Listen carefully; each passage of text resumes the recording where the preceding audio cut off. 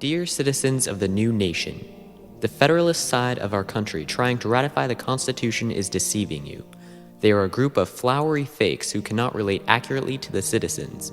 They claim that taxation by the federal government is necessary, but I think not. How can a distant group who doesn't understand your lifestyle or income take a portion of your wealth away from you? Also, the portions they are asking for are irrefutably unreasonable. They are demanding too much of our personal wealth for us to be comfortable with. The federal government is given too much power, and the states, not enough.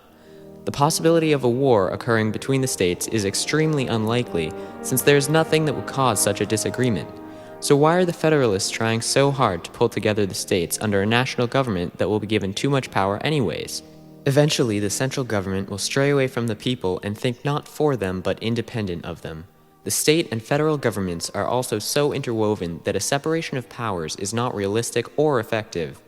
Congress says that states can impose or prohibit a duty on the importation of slaves into their ports, but only with the consent of Congress and the complete agreement of all the states as well. This concept is unrealistic, as the chances of all the states agreeing with each other are very unlikely.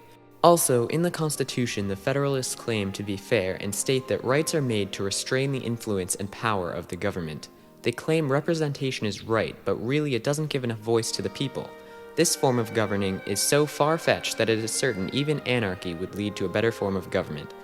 Do take into consideration that the outrageously wealthy aristocrats who rewrote the foundation of the American government are making a salary of £1,500 upwards, while the rest of us struggle to make enough money to live on with £60 to £100 on average.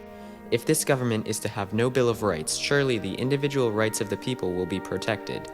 Or at least that is what they argue, as there is no document physically ensuring the citizens that their rights will be protected. They have looked over many serious flaws in the new design, including the impeachment of inadequate leaders. It is certain that executives in the legislature will appoint their friends, as noted in past experiences, and this poses a threat if one of these leaders were to be impeached. The trial would by no means be fair, especially if all of these representatives have elected their friends into the legislature and declare their friend to be not guilty. Situations like these would be what keeps a corrupt representative in the government and could potentially interrupt the rights of the people based on a decision made by one of these groups. While on the subject of impeachment, since Congress has declared the Supremacy Clause, does this mean that the power of impeachment will only be given to the national government, even in the situation of the individual state legislatures?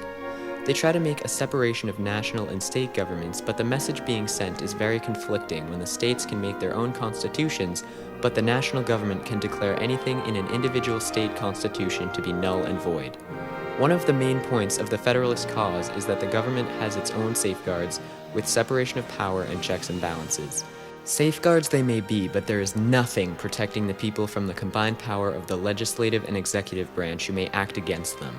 We as the people must make sure that restraints are put in place to specify and protect the rights of individuals.